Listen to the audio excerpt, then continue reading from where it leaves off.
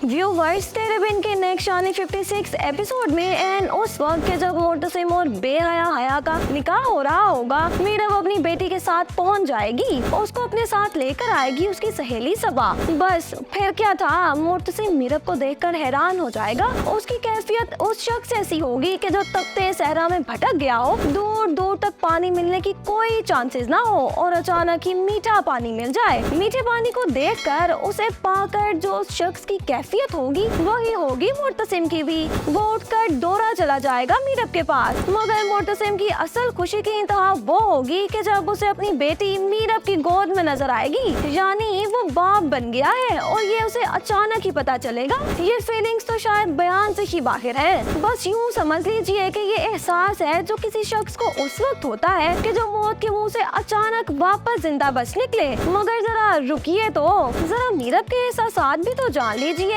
मीरब ये देखकर अपनी आंखों पर यकीन नहीं कर पाएगी कि उसका शोहर दुल्हा बना बैठा है और उसके पहलू में बैठी है उसकी दुल्हन, और ये कोई आम दुल्हन नहीं बल्कि उसकी दुश्मन नंबर 1 बेहया हया है। वही हया कि जिसकी वजह से मीरब 2 साल तक घर से गायब रही। दर दर की ठोकरें खाई इसने, मुसीबतें सही, परेशानियां देखी, दुख झेले, और ये सब देखकर मीरब जितना भी नाराज हो, जिस कदर भी गुस्सा करे, उसका बिहेवियर जायज होगा जायज। कोई मोर्तसिम से पूछे कि कैसी मोहब्बत थी तेरी जो सिर्फ 2 साल की निकाल सकी, तू तो कहता था कि तेरी मोहब्बत इश्क बन चुकी है। क्या ऐसा होता है कि जो सिर्फ 2 साल में ही ठुस हो जाए? तुझे तो जिंदगी भर भी इंतजार करना पड़ता मीरब का, तो तू करता, मगर नहीं मोर्तसिम खान, तुमने तो शादी तकरीबन कर ही ली थी, और वो भी अपनी बीवी की दुश्मन नंबर 1 बेहया हया से। और भाई वो काला करना बहुत जरूरी था तो किसी और से ही कर लेता, पर इस बेहया हया से ना करता।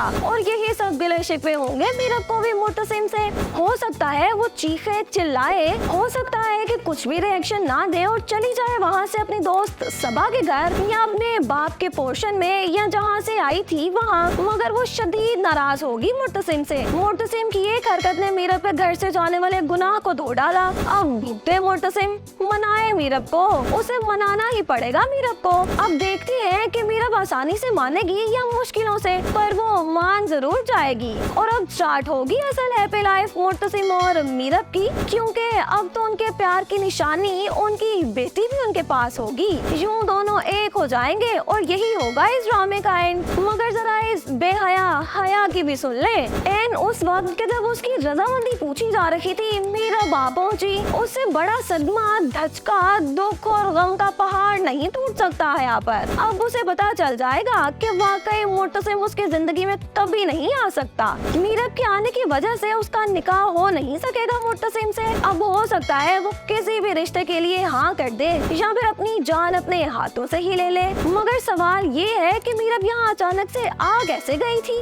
तो इसकी वजह बनी वो खातून जिसने मीरब को पनाह दे रखी थी। जब मीरब की बेटी को चोट लगी और वो मुश्किल ही उसे हॉस्पिटल ले जा सकी थी, तब इस औरत ने मीरब के घर लौट जाने की दरख्वास्त की थी। तुम्हें हंसता बसता देखना चाहती हूँ, वापस लौट जाओ बेटा अपने शौहर के पास, नीसम के बाप के पास। तुम भी तो मुर्तसिम से बहुत प्यार करती हो ना, उसी मोहब्बत के खातिर लौट जाओ। और फिर उसकी बात मानकर ही मीरब वापस आएगी अपने घर। वैसे सब में मीरब के बाप की दुआओं का भी बहुत हाथ होगा, और शायद सबसे बड़ा हाथ ही उसकी दुआओं का हो। और वो ऐसे है कि माँ बेगम अनवर के पास जाकर उसे कहेगी, मुर्तसिम का निकाह कर रही हूँ मैं अनवर, मैं चाहती हूँ कि तुम मुर्तसिम की शादी में शामिल हो और उसे दुआएं दो। आप जाइए और जाकर मुर्तसिम के सर पर सेहरा बांधिए। मैं अपनी बेटी के आने की दुआ करता हूँ। और फिर अनवर की अपनी बेटी के आने की दुआ कबूल हो जाएगी और मीरब घर लौट आएगी। अब आप कमेंट करके बताएं कि मीरब आसानी से माफ कर देगी मोर्तसिम को या फिर नाक रगड़वाएगी। और हाँ, वीडियो को लाइक और शेयर भी जरूर करें।